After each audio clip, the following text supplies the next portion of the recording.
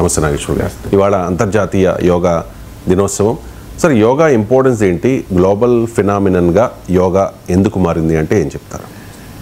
అంటే యోగా రోజు చేసే వారందరికీ తెలిసిన విషయం ఇది.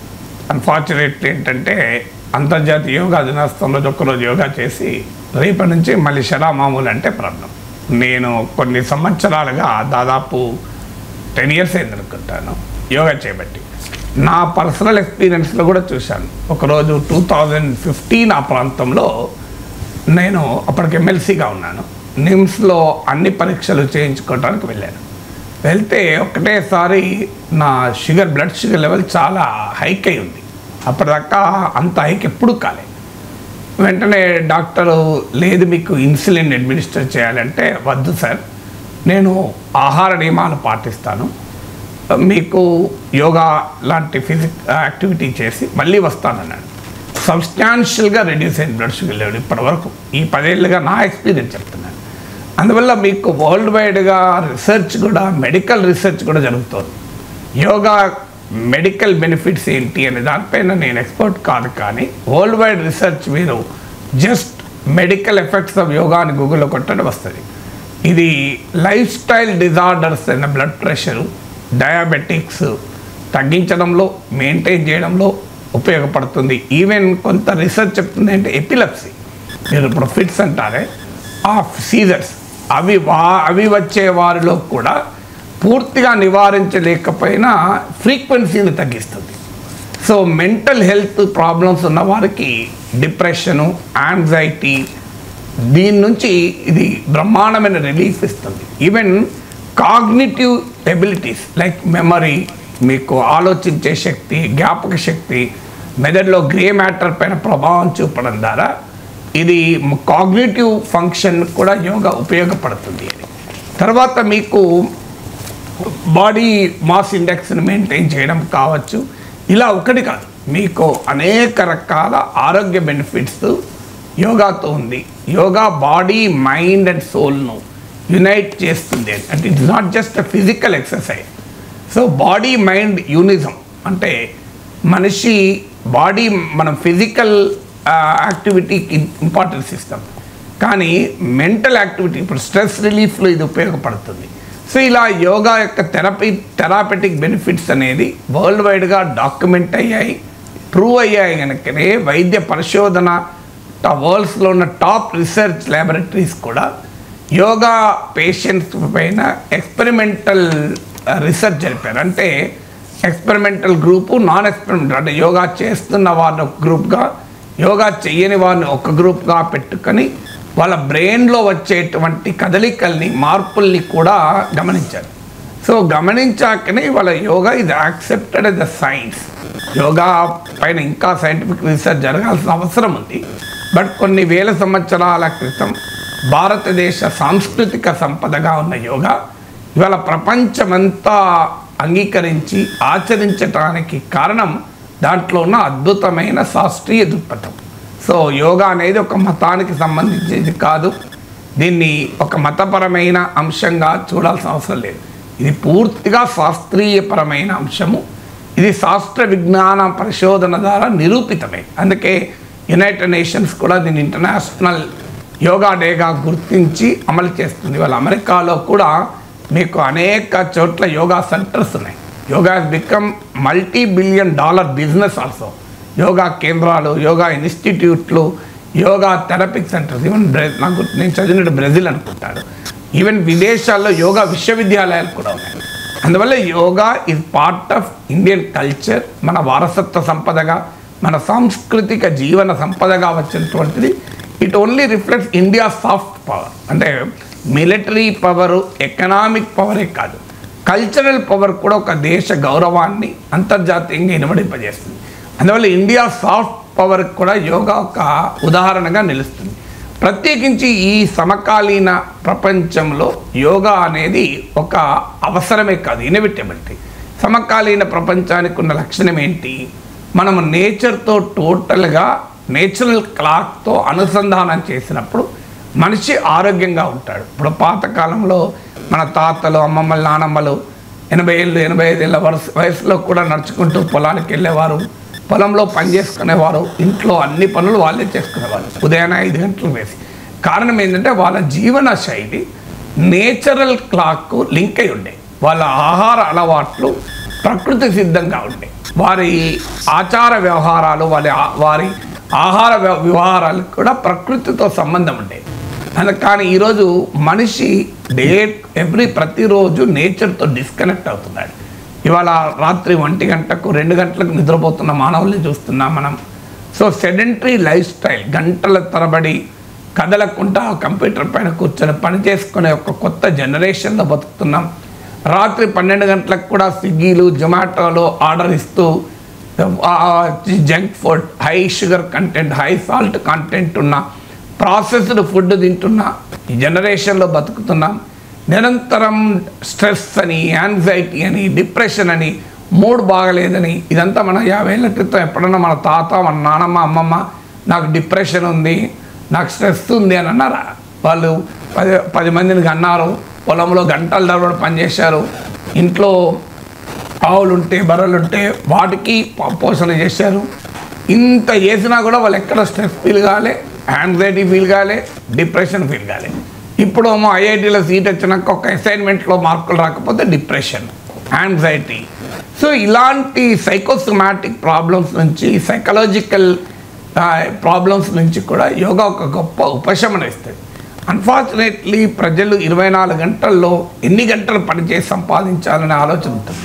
కానీ వాళ్ళకి అర్థం కాని అంశం ఏంటంటే, నీ హెల్త్ కనుక చెడిపోతే నీకు ఓవరాల్ ప్రొడక్టివిటీ దెబ్బతింటుంది. 20 ఏళ్ళు యాక్టివ్గా పనిచేయాల్సింది 15 ఏళ్ళు పనిచేసావు అనుకోండి, నువ్వు డైలీ 12 గంటలు పనిచేసినా అది 6 గంటలు పనిచేసినట్టే లెక్క. ఎందుకంటే అల్టిమేట్గా number of years of work, active work సరిపోతుంది.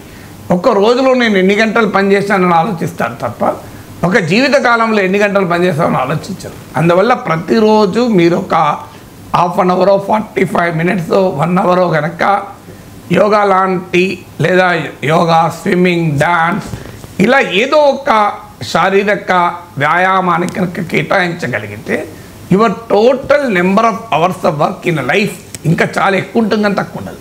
ఒక డేలో నేను గంటసేపు వేస్ట్ చేయలేను, ఈ గంటసేపు యోగా చేసుకుంటూ కూర్చో లోపల నాకు పని అయిపోతుంది, ఆఫీస్ వర్క్ అయిపోతుంది, లేదు ఈ వర్క్ అయితే 4 రూపాయలు ఎక్కువ సంపాదిస్తా, నా ప్రొడక్టివిటీ పెరుగుతుంది, నాకు ప్రమోషన్ వస్తుంది, ఈ గోల కన్నా ఒక 1 అవర్ పక్కకు తీసి పెడితే మీకు ఓవరాల్గా మీరు ఒక రోజులో గంట కేటాయిస్తే మీకు ఓవరాల్ జీవిత కాలంలో, అంటే total number of hours of work in a life time కనుక తీసుకుంటే అనేక రెట్లు ఎక్కువ ఉంటుంది. అందువల్ల యోగా ఒక జీవన శైలికి కావాలి. It can be an episodal activity. నాకు తెలిసినంతవరకు నేను చాలామందిని చూశాను ఈ 3-4 ఏళ్లలో. అంతర్జాతీయ యోగా రోజు ఊగిపోతారు, ఉవ్విళ్ళు ఊరుతారు, ఆ రోజు ఉదయాన్నే యోగా చేస్తారు, ఆరంభ శూరత్వం అంటారు, 4 రోజులు చేస్తారు, 5 రోజులు చేస్తారు, తర్వాత మళ్ళీ నెక్స్ట్ అంతర్జాతీయ యోగా దినోత్సవం కొరకు వెయిట్ చేస్తారు. ఈ అంతర్జాతీయ యోగా దినోత్సవాలు ఇంత లక్షల మంది సమక్షంలో జరపడం ఎందుకంటే సమాజాన్ని మోటివేట్ చేయడానికి, సమాజంలో యోగా తన బెనిఫిట్స్ నుంచి అవగాహన కల్పించడానికి ఒక ప్రయత్నం. కానీ అక్కడి వరకే ప్రభుత్వాలు చేయగలుగుతాయి. నరేంద్ర మోడీ యోగాకు అంతర్జాతీయ గుర్తింపు ఇవ్వగలిగాడు, కానీ మీ ఇంట్లో వచ్చి మీతో చేయించలేడు కదా. ప్రపంచానికి యోగాను పరిచయం చేసిన భారతదేశానికి నరేంద్ర మోడీ నాయకత్వంలోకి వచ్చాక యోగాను ఒక వరల్డ్ వైడ్ యాక్టివిటీగా, గ్లోబల్ ఫినామినన్గా మార్చగలిగాడు. కానీ మన ఇంట్లోకి వచ్చి మిమ్మల్ని ఏదో మోటివేట్ చేయలేడు కదా. It is your personal motivation. అందుకే let International Yoga Day celebration motivate you. Yoga should be integrated into our lifestyle. మన రోజువారీ జీవన శైలిలో యోగా భాగం కావాలి. ఇది ఇనీషియల్గా 4 రోజులు చేస్తే కష్టం అనిపించవచ్చు, కానీ యోగా, సూర్య నమస్కారాలు చేస్తే మీ బాడీలో, నా personal experience, sugar, diabetic, cholesterol, everything regulate అవుతుంది. మీ వెయిట్ అన్నీ రెగ్యులేట్ అవుతాయి 110%. మీ స్కిన్ గ్లో అవుతుంది, చాలా చేంజెస్ వస్తాయి. అంటే unless there is a medical ailment ఉండి మీకు డాక్టర్ అడ్వైజ్ చేస్తే తప్ప, మీకు ఆర్థరైటిస్ ఉన్న వాళ్ళు, ఇతర వాళ్ళకి ఏదైనా, అన్లెస్ మీ ఫిజిషియన్ సలహా ఇస్తే, కోమార్బిడిటీస్ ఉంటే తప్ప, for a normal healthy human being yoga is a great wealth of ఒక జీవితంలో తరగని సంపద లాంటిది. తెలుగు రాష్ట్రాల మధ్య గోదావరి బనకచర్ల ప్రాజెక్ట్ వివాదంగా మారింది. ఎవరి వాదన వారు వినిపిస్తూ ఉన్నారు. ఈ వివాదం మీద చంద్రబాబు నాయుడు మాట్లాడారు, అలాగే రేవంత్ రెడ్డి కూడా మాట్లాడారు. ముందుగా చంద్రబాబు నాయుడు ప్లీజ్. రాష్ట్రం బాగుంటుంది. సముద్రంలోకి పోతున్నాయి 100 సంవత్సరాల ఆవరేజ్. తెలంగాణ ఎగిరెగిరి తీసుకుంటే ఒక 200 టీఎంస్ తీసుకుంటారా? ఆంధ్ర ఎగిరెగిరి తీసుకుంటే ఒక 100 టీఎంస్ తీసుకుంటారు. వర్షాలు బాగుపడితే అవి కూడా అవసరంలా, అక్కడే వచ్చేస్తాయి నీళ్ళన్నీ. కాబట్టి మనం ఆలోచించుకుంది ఇది కూడా మళ్ళీ లిఫ్ట్ చేయాలంటే కరెంటు ఛార్జీలు కట్టాలి. కానీ కరువు వస్తే ప్రమాదం. కరువు రాకుండా ఉండాలంటే ఇవన్నీ చేసుకుంటే రాష్ట్రం బాగుంటుంది. సముద్రంలోకి పోతున్నాయి 100 సంవత్సరాల ఆవరేజ్. రేవంత్ రెడ్డి ఏం మాట్లాడారు? తెలంగాణ ఎగిరెగిరి తీసుకుంటే నేను సూచన చేస్తున్నా, మీరు పక్క రాష్ట్ర ముఖ్యమంత్రి, కేంద్రంలో మీకు పలుపాడి ఉండొచ్చు, మోడీ గారు మీరు ఏం చెప్తే అది వినొచ్చు. అంత మాత్రాన మీ ప్రాజెక్టులకు అన్ని అనుమతులు వస్తాయని మీరు అనుకుంటే అది భ్రమ. అట్లాంటి వాటికి అవకాశం లేదు. తెలంగాణ రాష్ట్ర ప్రజలకు ప్రయోజనాలు కాపాడుకోవడానికి అవసరమైన ప్రణాళిక, వ్యూహరచన స్పష్టంగా ఉన్నది. మేము ఈరోజు వివిధ రాజ్యాంగబద్ధమైన సంస్థలకు మేము ఫిర్యాదులు చేస్తున్నాము. రాజ్యాంగబద్ధమైన సంస్థలు మా హక్కులను కాపాడడానికి, మా హక్కులను మాకు అందించడానికి ముందుకు వస్తే సరే, లేకపోతే న్యాయస్థానానికి వెళ్తాం. అక్కడ కూడా జరగకపోతే ప్రజల దగ్గర పోతాము. చంద్రబాబు నాయుడు గారికి నేను సూచన సార్, ఎవరి వాదన వాళ్ళు వినిపిస్తూ ఉన్నారు? ఈ వెర్షన్స్లో తేడా ఏంటి సార్? తేడా మీరు బయటలో చూశారు కదా. ఇప్పుడు వరద జలాలు క్వశ్చన్ ఏంటి ఇందులో? వరద జలాలు వాడకుంటే అభ్యంతరం ఏంటి అనేది చంద్రబాబు నాయుడు కీలక ప్రశ్న. వరద జలాలు వాడుకుంటే అసలు నిజంగా అభ్యంతరం ఉండాల్సిన అవసరం లేదు. సముద్రంలో కలిసే నీటిని ఆంధ్రప్రదేశ్ వాడుకుంటే అభ్యంతరం ఏంటి అనేది చంద్రబాబు నాయుడు ప్రశ్న. లేదు, తెలంగాణ ప్రభుత్వం దీన్ని రాజ్యాంగబద్ధమైన అన్ని వ్యవస్థలకు వెళ్ళి దీన్ని అడ్డుకుంటాం కేంద్ర ప్రభుత్వానికి కోర్టుకొని తెలంగాణ ముఖ్యమంత్రి రేవంత్ రెడ్డి వాదన. సో ఫండమెంటల్గా సముద్రంలో కలిసిపోయే నీరు వాడుకుంటే తప్పేంటి? చంద్రబాబు నాయుడు అనేది కరెక్ట్. గోదావరిలో నీరు పుష్కలంగా ఉంది, వినియోగం తక్కువగా ఉంది, ప్రాజెక్టులు ఎక్కువగా ఉన్నాయి.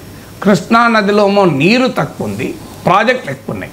మీకు మన ఉమ్మడి ఆంధ్రప్రదేశ్లోనే ఉన్న పెద్ద ఛాలెంజ్ ఇదే. మీకు గోదావరిలో నీరు పుష్కలం, ప్రాజెక్టులు తక్కువ. కృష్ణాలో నీరు తక్కువ, ప్రాజెక్టులు ఎక్కువ. అందువల్ల మీకు కృష్ణానది పైన పంచాయతీ, అది పాలమూరు రంగారెడ్డి ఎత్తిపోతల పథకమైన పంచాయతే, అది మీకు కృష్ణానది పైన ఇతర ప్రాజెక్టులు వచ్చినప్పుడు కూడా ఈ పంచాయతీ వచ్చింది. కానీ గోదావరి విషయంలో సమస్య ఏంటంటే మీకు ఒక్క బాబ్లీ వివాదము మాత్రమే వచ్చింది. బాబ్లీ వివాదము మహారాష్ట్రకు, ఆనాటి ఉమ్మడి ఆంధ్రప్రదేశ్కు రావటానికి అది ఫ్యూ టీఎంసీ. కారణం ఏంటి అంటే గోదావరిలో వాటర్ ఫ్లో మీకు ఈ కాళేశ్వరం వద్ద, ఇచ్చంపల్లి వద్ద ప్రాణహిత, ఇంద్రావతి కలిసిన తర్వాత వాటర్ ఫ్లో పెరుగుతుంది. అంటే ఎబో ఇంద్రావతి, ప్రాణహిత అంటే ఈ కలవని చోట గోదావరి, ఇంద్రావతి, ప్రాణహిత కలవక ముందు గోదావరిలో వాటర్ ఫ్లో తక్కువ ఉంటుంది. నేను ఆ కలవక ముందున్న ప్రాంతం నుంచి వచ్చిన వాడిని. సో వాటర్ చాలా తక్కువ ఉంటుంది కంపారిటివ్లీ. సో దానివల్ల ఏమవుతుంది అంటే మీకు బాబ్లీ పైన బరాజులు కట్టి 1 టీఎంసీ చిన్న చిన్న వారధులు కట్టి వాటర్ మహారాష్ట్ర ఆపుకున్నప్పుడు ఈ గోదావరిలో వాటర్ లేని ప్రాంతంలో వాటర్ క్రైసిస్ వచ్చింది కనుక బాబ్లీ పైన మహారాష్ట్రలో వివాదమైంది. నేను చంద్రబాబు నాయుడు గారికి గుర్తు చేసేది ఏంటంటే, మీరు ఉమ్మడి రాష్ట్రంలో తెలుగుదేశం ఎమ్మెల్యేలను తీసుకొని బాబ్లీకి వ్యతిరేకంగా మీరు మహారాష్ట్ర వైపు పోరాటానికి వెళ్ళారు. మీరు గూగుల్లో కొట్టండి, Chandrababu Naidu leads MLAs to protest against Babli అని కొట్టండి, మీకు గూగుల్లో బహుశా దొరుకుతుంది. మరి ఇప్పుడు ఏమంటున్నారు చంద్రబాబు గారు? సముద్రంలో కలిసే నీటిని వాడుకుంటే తెలంగాణకు అభ్యంతరం ఏంటి అంటున్నాడు. మరి మీరు సముద్రంలో కలిసే గోదావరి నీటిని మహారాష్ట్ర వాడుకుంటే మీరు ఆ రోజు ఎందుకు అభ్యంతరం చెప్పారు? ఎందుకు టీడీపీ ఎమ్మెల్యేలను తీసుకుపోయి మహారాష్ట్ర దాకా పోరాటాలు నడిపారు నాకు చెప్పండి. అప్పుడైనా అదే గోదావరి, ఇప్పుడైనా అదే గోదావరి. అప్పుడైనా సముద్రంలో కలిసేది, ఇప్పుడైనా సముద్రంలో కలిసేది. ఆ మాట కలిస్తే అప్పుడు ఇంకెక్కువ కలిసేది సముద్రం. ఎందుకంటే తర్వాత కొంతన్నా యూటిలైజేషన్ వచ్చింది మీకు కాళేశ్వరం రూపంలో. అంతకుముందు అది కూడా లేదు కదా. మరి అది కూడా లేనప్పుడు మీరు ఎందుకు అభ్యంతరం చెప్పారు? మహారాష్ట్ర వాళ్ళు బాబ్లీ వాడుతుంటే అది కూడా గోదావరే కదా. అది కూడా మీరు బనకచెర్లకు తీసుకెళ్లే వాటర్తో పోలిస్తే చాలా తక్కువ కదా. బాబ్లీ పైన ఎంత 1 TMC బరాజులకు చిన్న చిన్న బరాజెస్. మరి దానికి ఎందుకు మీరు అభ్యంతరం చెప్పారు? 200 TMCలకు తెలంగాణ ఎందుకు అభ్యంతరం చెప్తుంది? సముద్రంలో కలిసేదే కదా, ఇబ్బంది ఏంటి మీరు ఎందన్నా అని అంటున్న చంద్రబాబు నాయుడు. ఆ రోజు మరి 1 TMCకి గోదావరికి పైన మహారాష్ట్ర బాబ్లీ పైన కడితే ఎందుకు నిరసన తెలిపారు చెప్పండి, నాకు రీజన్ చెప్పాలి కదా, సూటి ప్రశ్న కదా. మరి అంతే అర్థం ఏంటి? సముద్రంలో కలవడమా కలవకపోవడం అనేది ఇష్యూ కాదు. ఇప్పుడు మీ పక్క ప్లాట్ ఉంటుంది, మీరు అది అమ్మరు, ఏది కట్టరు, ఖాళీ పెడతారు. మీ ఇంటి పక్క ఆయన ఏం చేస్తాడు, ఒక ఫైన్ మార్నింగ్ ఆ ప్లాట్లో కూడా 2 షెడ్లు వేసుకుంటాడు. ఆయన ఏమంటాడు, సార్ నేను షెడ్లు వేసుకున్నా, మీరు మళ్ళీ అమ్మాలనుకున్నప్పుడు కానీ ఇల్లు కట్టాలనుకున్నప్పుడు కానీ నేను తీసేస్తా, మీకు ఏంటి ఖాళీగానే ఉంచారు కదా అంటాడు. ఒప్పుకుంటాడా పక్క ప్లాట్ వాడు? మనకు చాలా సింపుల్ క్వశ్చన్ అడుగుతున్నది. మీరు 5-6 ఏళ్ళుగా చూస్తుంటారు, చాలా ఇళ్ళల్లో మన చుట్టూ జరుగుతుంది. ఇది ప్లాట్ ఖాళీగా ఉంటుంది, ఏమీ వాడరు దాన్ని, ఇల్లు కట్టరు, అమ్మరు, అమ్మాల్సిన అవసరం కూడా లేదు, దాంట్లో ఏమీ చేయరు, కాంపౌండ్ వాళ్ళు ఉండదు, ఖాళీ పెడతారు. ఖాళీ ఎందుకు ఉండాలండి, మేము దాంట్లో ఇంత చుట్టూ ఒక కాంపౌండ్ వాళ్ళు కట్టి మేము 4 మొక్కలు వేసుకుంటాం, మాకు మంచిది మీకు మంచిది కదా, లేదు 2 షెడ్లు వేసుకుంటాం, మీరు ఎప్పుడంటప్పుడు ఖాళీ చేసి ఇస్తాం అంటే ఒప్పుకుంటాడు ఎవరన్నా? ఇది కూడా అంతే. ఖాళీ ఉన్న ప్లాట్లో మేము మొక్కలు వేసుకుంటే మీకు అభ్యంతరం ఏంటి?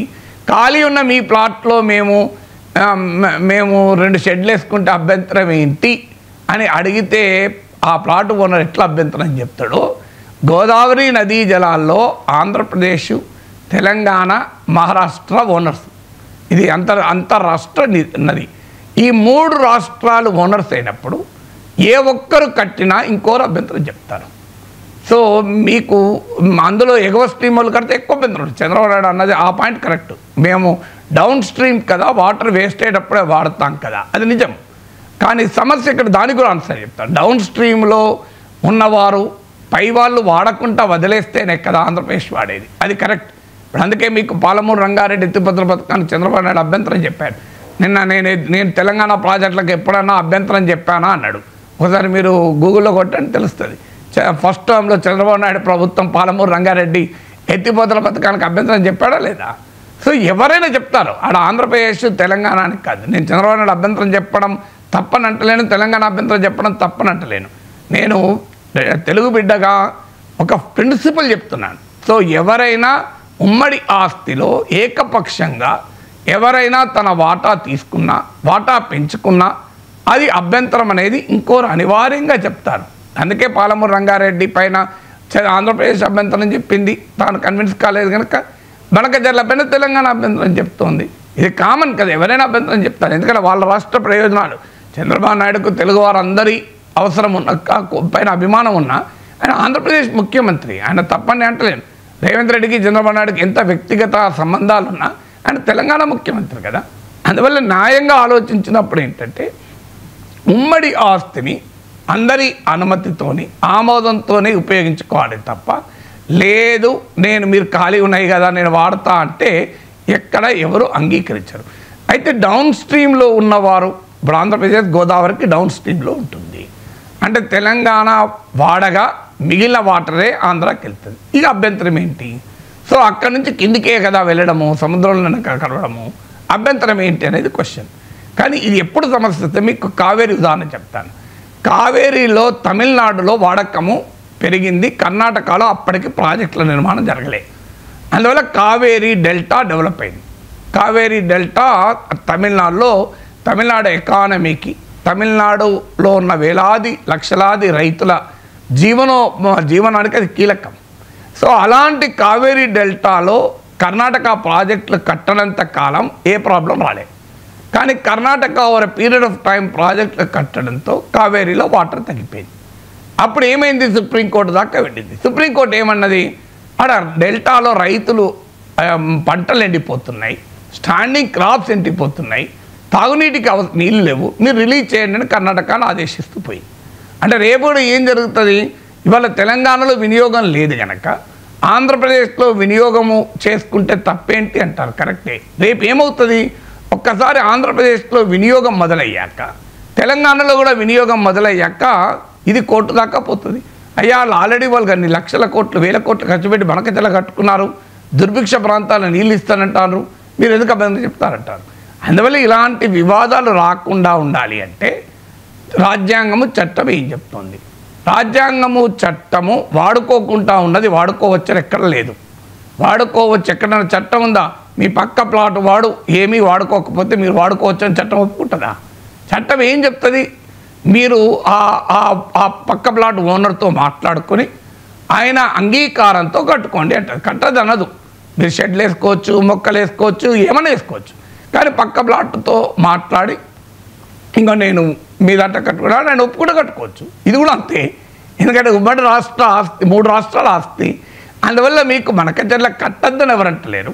చంద్రబాబు నాయుడు చెప్పింది తప్పని కూడా కాదు. నిజంగానే సముద్రంలో కలిసి గోదావరిలో 4000 TMC వాటర్ ఉంటుంది. ఎవరు వాడినా తక్కువే. నిజంగా చెప్పాలంటే తెలంగాణ, ఆంధ్ర, మహారాష్ట్ర వాడంగా కూడా తక్కువ. ఎందుకంటే గోదావరి భారతదేశంలోనే బ్రహ్మపుత్ర నది తర్వాత అంతటి ఫ్లడ్ ఫ్లో ఉన్న రివర్. అంటే నాకు తెలిసినంత వరకు ఆఫ్టర్ బ్రహ్మపుత్ర హయ్యెస్ట్ వరద ఉధృతి ఉన్నటువంటి నది గోదావరి. కానీ ఈ వరద జలాల విండో చాలా పరిమితంగా ఉంటుంది. ఫ్యూ డేసే ఉంటుంది. కృష్ణ అయినా గోదావరి అయినా సంవత్సరం అంతా వరద జలాలు అందుబాటు ఉండదు. సో అందువల్ల వరద జలాలు ఉన్నమాట నిజం, అది ఉధృతంగా ఉన్నమాట నిజం, కానీ అది ఒక లిమిటెడ్ విండో ఉంటుంది. ఇప్పుడు దీనికి పరిష్కారం ఏంటి? పరిష్కారం చాలా సింపుల్. ఒకటి, inter state water dispute tribunal act అని భారత పార్లమెంట్ చేసిన చట్టం ఉంది.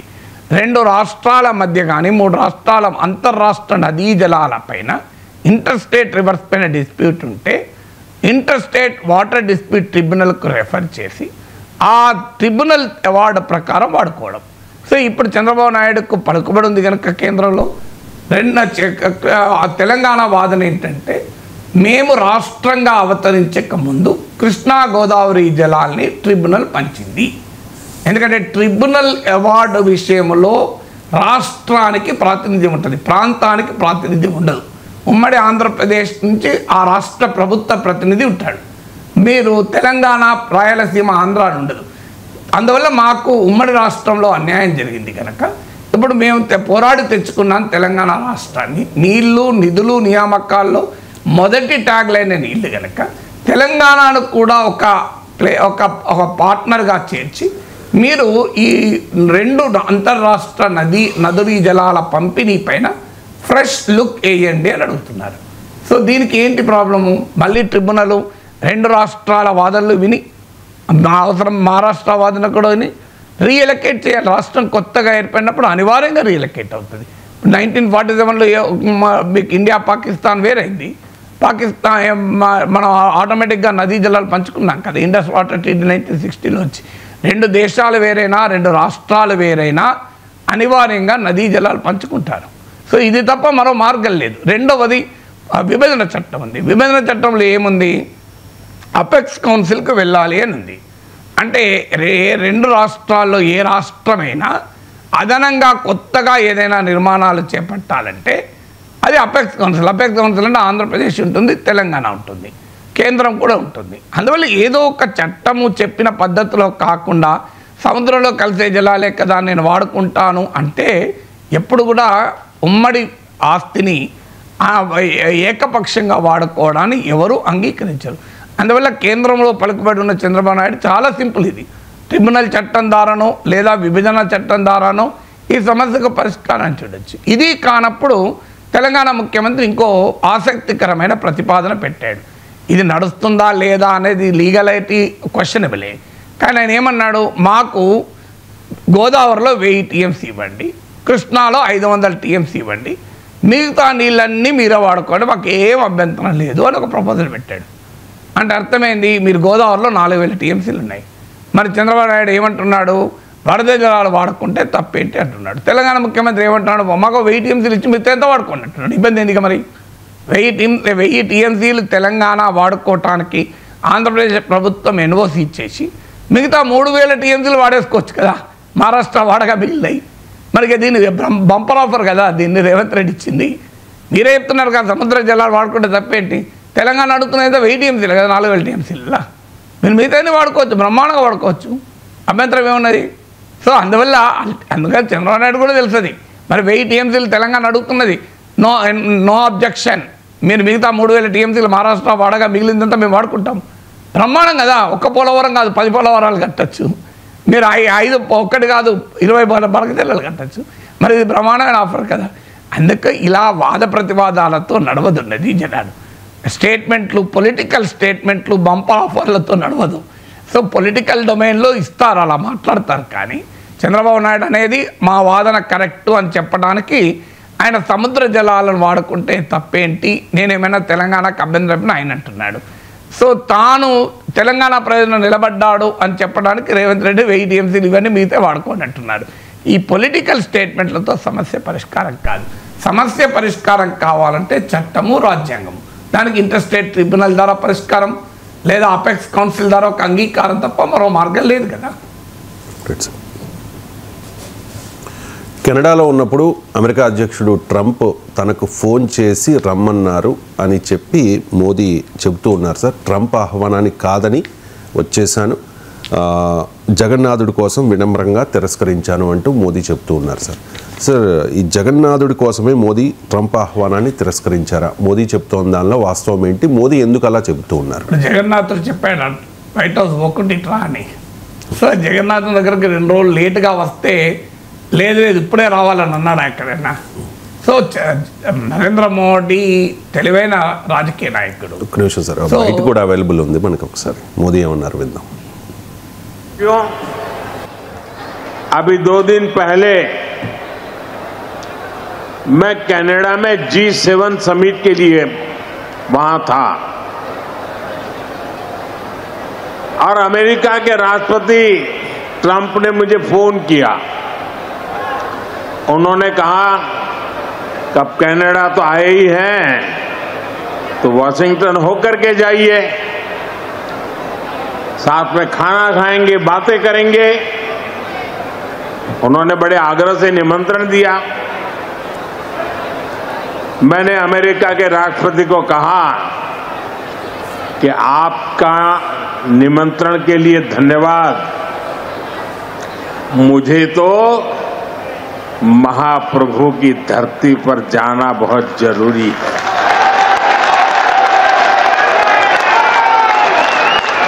और इसलिए मैंने उनके निमंत्रण को नम्रतापूर्वक मना किया और आपका प्यार, महाप्रभु की भक्ति मुझे इस धरती पर खींच करके ले आई. साथियों, महाप्रभु की धरती पर 2 दिन के बाद में भी आ सकते हैं. सो वाशिंगटन को जाके ट्रंप से साथ खाना खा के बातचीत होने के बाद में भी महाप्रभु की धरती को आ सकते. क्या महाप्रभु बोले क्या आप भारत का प्रधानमंत्री है, आप साधारण भक्त नहीं हैं, हमको महाप्रभु को नहीं मालूम क्या आपका ఎంగేజ్మెంట్. సో భగవద్గీత ఏం చెప్తోంది? నీ కర్మలను నీవు నిర్వహించుము అని చెప్తోంది. నన్ను పూజించడానికి నీ కర్మలు వదిలేయని ఎక్కడా భగవద్గీత చెప్పలే. భగవద్గీత సారం ఏంటి? అసలు నీ కర్మయోగా తీయండి, మీరు చూడండి భగవద్గీత. నీ కర్మలను నిర్వహించడమే ఒక గొప్ప తపస్సు లాంటిది. అంటే మా భగవంతుడు హిందూ ధర్మం ఏం చెప్తోంది అంటే, దేవుని పైన భక్తి పూజ కన్నా కూడా నీ కర్మలు నువ్వు నిర్వర్తించడం ముఖ్యం. నిర్వర్తించు, దేవుణ్ణి ప్రార్థించు. కానీ నీ కర్మల్ని వదిలేసి, నీవు చేయాల్సిన బాధ్యతల్ని వదిలేసి నీవు ఇంకేమీ చేయకు అని చెప్తాడు. అర్జునుడికి బోధించిందంత అంతే కదా. నీ ధర్మం ఇది, నీ డ్యూటీ నువ్వు చెయ్యి. ఇది భగవద్గీత చెప్పింది. మరి నరేంద్ర మోడీ భారత ప్రధానమంత్రి కనుక తన డ్యూటీ ఏంటి? దేశ విదేశాంగ విధానం ఆయన డ్యూటీ. సో అది వదిలేసి నీకు వెంటనే ఒరిస్సా రమ్మని మహాప్రభు కూడా ఆదేశించాడు. మహాప్రభు శ్రీకృష్ణ పరమాత్మ రూపంలో భారతీయ సాంస్కృతిక సంపద అయిన భగవద్గీతనిచ్చాడు. అందులో స్పష్టంగా చెప్పాడు, నాగేశ్వర్ అనేవాడు ఉదయాన్నే వచ్చి టీవీ ఛానళ్ళు విశ్లేషించకుండా నేను నా దేవునికి పూజ చేసిన దేవుడు నన్ను క్షమించాడు, వెళ్ళి విశ్లేషించి రావయ్యా, లేదంటే విశ్లేషణకు 1 గంట ముందు లేసి నన్ను కూడా ప్రార్థించి పూజించి అక్కడికి పో అని అంటాడు తప్ప, లేదా నా తర్వాత వచ్చిన పూజించు, లేదా మనస్సులో నువ్వు వెళ్ళే ముందు మనస్సులో తలుచుకో, కానీ నీ టీవీ విశ్లేషణ వదిలేసి నన్ను పూజించకు అని చెప్తాడు. ఇది భగవద్గీత తత్వం. సో అయితే నరేంద్ర మోడీ ఎందుకు ఈ మాట అంటున్నాడంటే, నరేంద్ర మోడీ అద్భుతమైన తెలివితేటలున్న రాజకీయ నాయకుడు. దేన్నైనా తన రాజకీయ ప్రయోజనానికి వాడుకోగలిగే అత్యంత సమర్థుడు. సో ఒరిస్సాకు వచ్చాడు, అక్కడ చూడండి మళ్ళీ జగన్నాథుని సెంటిమెంట్ కూడా వాడాడు. ఇలాగే మనకు వెంకన్న సాక్షిగా, పాదాల సాక్షిగా ఆంధ్రప్రదేశ్ ప్రత్యేక హోదా ప్రామిస్ చేసినప్పుడు మనం కూడా అలాగే నమ్మాం. సో వెంకన్న సాక్షిగా చెప్పాడు కదా, వెనక్కి పోతాడా, ఆ మహాప్రభు ధరతిపై చెప్పాడు కదా అని. కానీ మహాప్రభు ధరతిపై చెప్పినా మనకేమైంది, తెలుగు వాళ్ళకి ఏం కాలే. అందువల్ల మనకు అర్థం కావాల్సిందంటే పొలిటికల్ స్టేట్మెంట్. ఇక అసలు ఎందుకు వెళ్ళలేదు, నిజం అది వాస్తవం.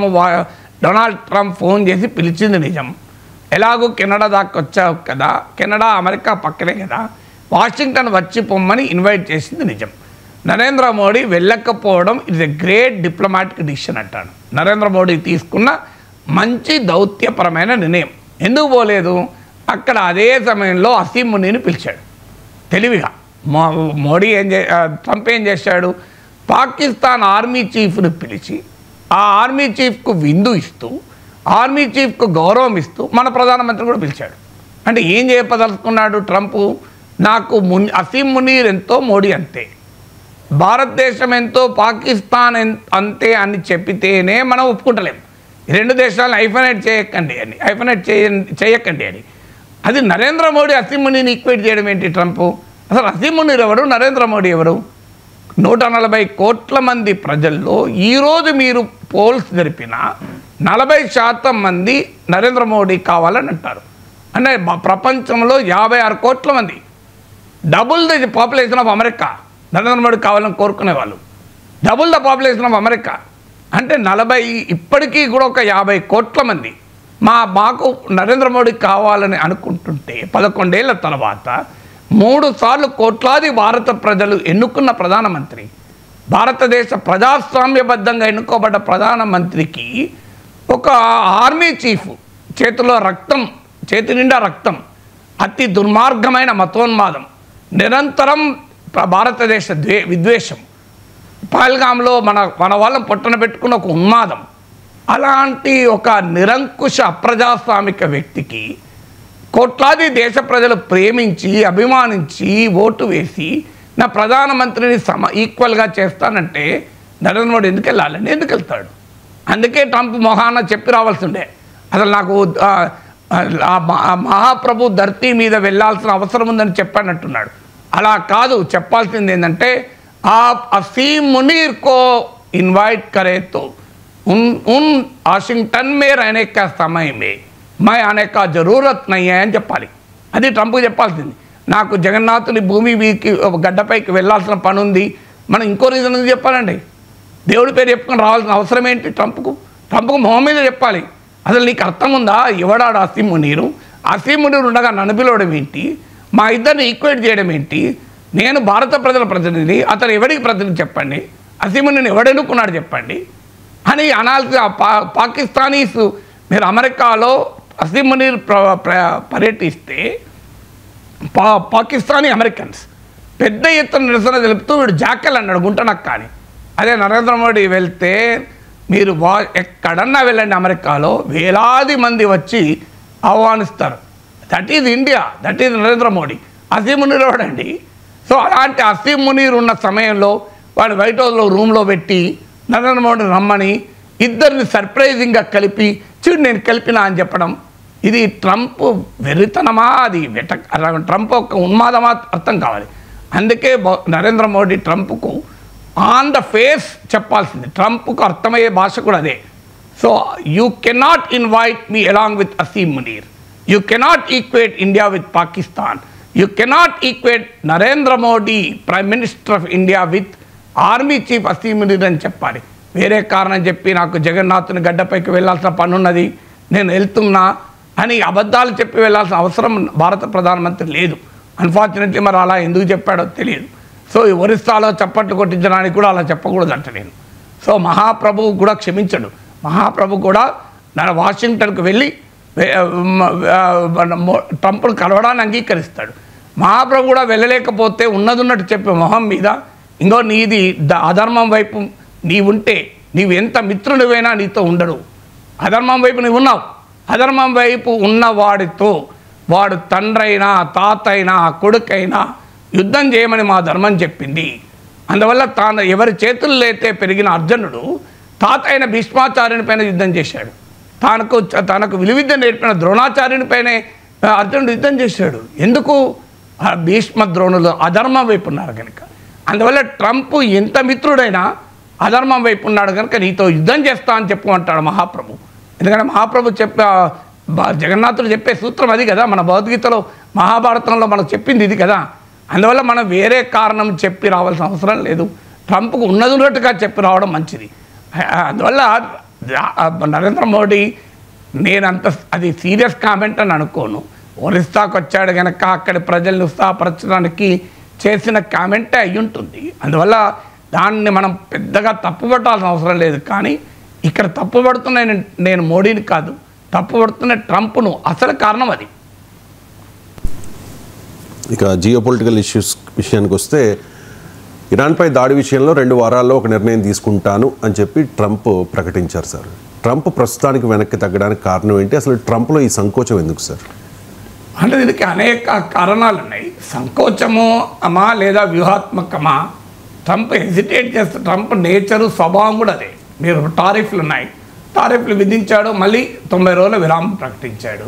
సో ట్రంప్ స్వభావమే ఈ పుల్స్ అండ్ ప్రెషర్స్ అంటారే, సో అలా వ్యవహరిస్తూ ఉంటాడు. ఇక్కడ కూడా ఏంటంటే ఒకటి, ఆల్రెడీ అమెరికాకు ఇరాన్కు మధ్య న్యూక్లియర్ టాక్స్ 5 రౌండ్లు జరిగాక 6వ రౌండ్ జరిగే ముందు ఇజ్రాయెల్ వ్యూహాత్మకంగా ఇరాన్ పైన అటాక్ చేసి ఆ చర్చల ప్రక్రియను అడ్డుకుంది. కానీ ఇప్పుడు యూరోపియన్ లీడర్స్ ఆల్రెడీ ఇరాన్తో చర్చలు జరుపుతున్నారు. సో యూరోపియన్ లీడర్స్ ఇరాన్తో చర్చలు జరుపుతున్నారు కనుక బహుశా ఆ చర్చల ప్రక్రియ ఒక డిప్లొమాటిక్ సొల్యూషన్ కనుగొనటానికి ఉన్న అవకాశాలను ఎక్స్ప్లోర్ చేయడం. ఎందుకంటే ఇప్పటికీ ట్రంప్ చెప్తున్నది ఐ వాంట్ ఎ డీల్ అంటున్నాడు. అయితే అదంతా సులభమైంది కాదు. ఇరాన్ ఇక అనివార్యమైతే తప్ప అంగీకరించకపోవచ్చు. ఎందుకంటే ఇరాన్ తన యురేనియం ఎన్రిచ్మెంట్ను కంప్లీట్గా ఆపాలి అన్నది అమెరికా వాదన. టోటల్లీ అబాండన్ యురేనియం ఎన్రిచ్మెంట్ అని. సో టోటల్గా అబాండన్ చేస్తే ఇరాన్ మిగలదు. మరి దానికి ఇరాన్ అంగీకరిస్తుందా? ఇంతకన్నా మార్గం లేదు, చావడం కన్నా ఇది బెటర్ కదా అని అనుకుంటే చెప్పలేము. సో అందువల్ల సబ్స్టాన్షియల్ అవకాశాలు ఇప్పటికీ ఉన్నాయని అమెరికా అధికార ప్రతినిధి కూడా అన్నాడు. ఇరాన్తో దౌత్యపరమైన పరిష్కారానికి అణు ఒప్పందాన్ని కుదుర్చుకోవటానికి జరుగుతున్న చర్చలు సానుకూల ఫలితం ఇచ్చే అవకాశం ఇంకా చాలా ఉంది అని this is the official statement of the US spokes person. అందువల్ల ఈ డిప్లొమాటిక్ పరిష్కారానికి ఒక అవకాశం ఇవ్వడం మొదటి కారణం. రెండవ కారణం ఏంటంటే డొమెస్టిక్ పాలిటిక్స్ ప్రెషర్ కూడా ట్రంప్ పైన ఉంది. రిపబ్లికన్లు 2గా చీలిపోయారు ఇరాన్ విషయంలో. ఓల్డ్ రిపబ్లికన్స్ జాన్ బోల్టన్ ఇట్లాంటి వాళ్ళు ఓల్డ్ రిపబ్లికన్స్ ఏమో ఇరాన్ సంగతి తేల్చాల్సిందే, ఇరాన్ను లేపేయాల్సిందే అని వాళ్ళ ఒత్తిడి. కానీ MAGA Republicans make America great again అని ట్రంప్ నిర్మించుకున్న ఆయన సొంత కాన్స్టిట్యున్సీ ఆఫ్ రిపబ్లికన్స్. ఎందుకంటే Trump himself is an odd man out in Republican party. Trump Republican party క్యాండిడేట్గా ప్రెసిడెంట్ అయినా ట్రంప్ సొంత పార్టీలానే ట్రంప్ పార్టీ ఆఫ్ అమెరికా ఒక రకంగా. సో ఈ మాగా లాబియోమో ట్రంప్ను వారిస్తుంది. నీ విధానం ఏంటి? నో వార్స్ కదా. నిన్నగాక మొన్న సౌదీ అరేబియాలో మాట్లాడుతూ కూడా అమెరికా గతంలో అనేక దేశాల్లో వెళ్ళి అక్కడ చరిత్ర తెలియక సంస్కృతి తెలియక అక్కడ యుద్ధాలు చేసింది. అసలు ఈ ఫారిన్ ఇంటర్వెన్షన్స్ ఏంటి అని ట్రంప్ మాట్లాడాడు. సో అందువల్ల ఇప్పుడు తన విధానానికి భిన్నంగా యుద్ధాలు వద్దు, నేను డీల్స్ కుదుర్చుకుంటాను, అమెరికా ఐసోలేషనిస్ట్గా ఉండాలి, ప్రపంచంలో ఎక్కడెక్కడో వెళ్ళి అమెరికా ఎందుకు యుద్ధాలు చేయాలి, ఆ యుద్ధాల ఊబిలో ఎందుకు కూరుకుపోవాలన్నది ట్రంప్ ఇప్పటిదాకా చెప్తున్న వాదన. అందువల్ల మాగా లాబియోమో నీ వాదనకు భిన్నంగా ఎలా ఇరాన్పై యుద్ధం చేస్తామంటుంది. డెమోక్రట్ల నుంచి అయితే తీవ్ర వ్యతిరేకత ఉంది. సో డెమోక్రట్లు మాగా రిపబ్లికన్లు కలిసి అమెరికన్ కాంగ్రెస్లో లేవనెత్తడానికి కూడా సిద్ధమవుతున్నారు. ఒకవేళ ట్రంప్ ఇరాన్పై యుద్ధానికి దిగితే కాంగ్రెస్ ద్వారా దాన్ని ఆపాలని కూడా ప్రయత్నం చేస్తున్నారు. అందువల్ల డొమెస్టిక్ పొలిటికల్ ప్రెషర్ రెండవ కారణం. మూడవ కారణం ఏంటంటే ఇక్కడ ఈ వెస్ట్ ఏషియాలో అమెరికన్ బేసెస్ ఉన్నాయి, మిలిటరీ బేసెస్ ఉన్నాయి. ఆ మిలిటరీ బేసెస్ మీకు కొన్ని అంచనాల ప్రకారం అయితే 40,000 to 50,000 అమెరికన్ సోల్జర్స్ పశ్చిమాసియాలో ఉన్నారు. సుమారు 19 మిలిటరీ బేసెస్ ఉన్నాయి. సో ఈ మిలిటరీ బేసెస్ను అమెరికా బోల్స్టర్ చేయడం మొదలుపెట్టింది, అంటే దాన్ని బలోపేతం చేయడం మొదలుపెట్టింది. ఆల్రెడీ రీఫ్యూలింగ్ ట్యాంక్స్ పంపించింది. మీకు సౌత్ ఏషియా నుంచి సౌత్ ఈస్ట్ ఏషియా, ఆగ్నేయ ఆసియాలో ఉన్న ఇండో పసిఫిక్ ప్రాంతంలో ఉన్న అమెరికన్ మిలిటరీ ఫెసిలిటీస్ను పశ్చిమాసియా వెస్ట్ ఏషియాకు తరలించింది. సో ఈ ప్రిపేర్నెస్లో ఉంది. ఎందుకంటే అమెరికా ఇరాన్పై యుద్ధం చేస్తే ఇరాన్ వెళ్ళి అమెరికాపై దాడి చేయలేదు, ఎందుకంటే ఇరాన్కు అమెరికాకు 1000 కిలోమీటర్ల దూరం. అందువల్ల అమెరికాలో టార్గెట్ను కూడా హిట్ చేయగలిగే అంత టెక్నాలజీ ఇరాన్ దగ్గర లేదు. అందువల్ల ఇరాన్ ఇమీడియట్గా చేయబోయేది ఏంటంటే వెస్ట్ ఏషియాలో ఉన్న అమెరికన్ బేసెస్ని టార్గెట్ చేస్తుంది. ఎందుకంటే అమెరికా దాకా ప్రయోగించగలిగే మిసైల్స్ కానీ టెక్నాలజీ కానీ ఇరాన్కి లేదు. అందువల్ల ఇమీడియట్గా వెస్ట్ ఏషియాలో ఉన్న అమెరికన్ మిలిటరీ స్థావరాలను ఇరాన్ టార్గెట్ చేస్తుంది. అమెరికా మిత్ర దేశాలను టార్గెట్ చేస్తుంది. Saudi Arabia, Qatar, Bahrain, Jordan వీళ్ళని టార్గెట్ చేస్తుంది. అందువల్ల ఈ American military assets in the west ఏషియాను సెక్యూర్ చేసుకున్నాకనే ట్రంప్ యుద్ధానికి పోవాలి. ఎందుకంటే ఒక్కసారి యుద్ధం మొదలైతే కాన్సిక్వెన్సెస్ అన్ప్రెడిక్టబుల్గా ఉంటాయి. ఎంతకాలం పోతుంది తెలియదు.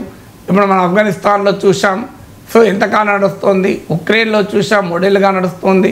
సో ఒక్కసారి యుద్ధం మొదలయ్యే వరకే కానీ ఆపడం అనేది ఎవరి చేతిలో ఉండదు. మొదలు పెట్టడం అనేది ట్రంప్ చేతిలో ఉంటుంది, ఆపడం ట్రంప్ చేతిలో కూడా అంత ఈజీగా ఉండదు. సో అందువల్ల బహుశా తన మిలిటరీ అసెట్స్ని సెక్యూర్ చేసుకోవడం మూడవది. నాలుగవది టెక్నాలజికల్ అసెస్మెంట్. ఎందుకంటే ఇరాన్ న్యూక్లియర్ ఫెసిలిటీస్ ఇప్పుడు ఇజ్రాయిల్ ఆల్రెడీ ఇరాన్లోని మిలిటరీ టార్గెట్స్ని అటాక్ చేసింది. ఈవెన్ కొన్ని నటాంగ్ న్యూక్లియర్ బేస్ కూడా అటాక్ చేసింది. ఇప్పుడు నెక్స్ట్ అటాక్ ఏంటి? ఇరాన్ న్యూక్లియర్ ఎన్రిచ్మెంట్, అంటే యురేనియం ఎన్రిచ్మెంట్ అంటారు. అంటే యురేనియంను వెపన్ స్థాయికి శుద్ధి చేసే ప్రక్రియ. ఈ ఫెసిలిటీ ఇరాన్ అండర్ గ్రౌండ్లో 80 to 90 మీటర్స్ లోపల పెట్టుకుంది. సో దాన్ని ఛేదించాలంటే అమెరికా దగ్గర మాత్రమే ఆ బాంబులు, ఆ ఫైటర్ జెట్లు ఉన్నాయి. ఇది ఆఫ్ఘనిస్తాన్లో ఒకసారి వాడింది. సో ఇప్పుడు ఇరాన్ న్యూక్లియర్ ఫెసిలిటీస్ను ఇవి ధ్వంసం చేయగలుగుతుందా లేదా, అది కూడా ధ్వంసం చేస్తే ఎలాంటి రేడియేషన్ ప్రమాదము లేకుండా, ఎందుకంటే వార్లో అటాక్ చేసినప్పుడు న్యూక్లియర్ రేడియేషన్ ప్రాబ్లం కూడా ఉండొచ్చు. ఎందుకంటే భారతదేశం కిరానా హిల్స్ను దాడి చేసింది, నూర్ఖాన్ బేస్ను దాడి చేసింది, సర్గోదా ఎయిర్ బేస్ను దాడి చేసింది అన్నప్పుడు వార్తలు వచ్చాయి. సౌదీ అరేబియా నుంచి బొరాన్ అనే కెమికల్, అంటే రేడియేషన్ లీక్ను కంట్రోల్ చేసే బొరాన్ కెమికల్ తీసుకుని ప్రత్యేక విమానం వెళ్ళింది, అమెరికన్ ఎక్స్పర్ట్స్ వెళ్ళారని కూడా వార్తలు వచ్చాయి. అందువల్ల ఒక న్యూక్లియర్ ప్లాంట్ పైన అటాక్ చేయాలి, న్యూక్లియర్ ఫెసిలిటీస్ అంటే ఒకటి టెక్నాలజికల్ ఫీజిబిలిటీని అమెరికా అసెస్ చేసుకోవాలి. 2 కాన్సిక్వెన్సెస్ ఏంటి, దాన్ని ఎలా కంటైన్ చేయాలి, ఎలా దాని నుంచి వచ్చే ఎఫెక్ట్స్ను కంట్రోల్ చేయాలి. ఇది చాలా చాలా కీలకం. ఎందుకంటే చెర్నోబిల్ డిజాస్టర్ చూసాం, 3 మైల్స్ ఐలాండ్ డిజాస్టర్ చూసాం, మీకు ఫుకుషిమా జపాన్ రియాక్టర్ లీక్ చూసాం సునామీ వల్ల.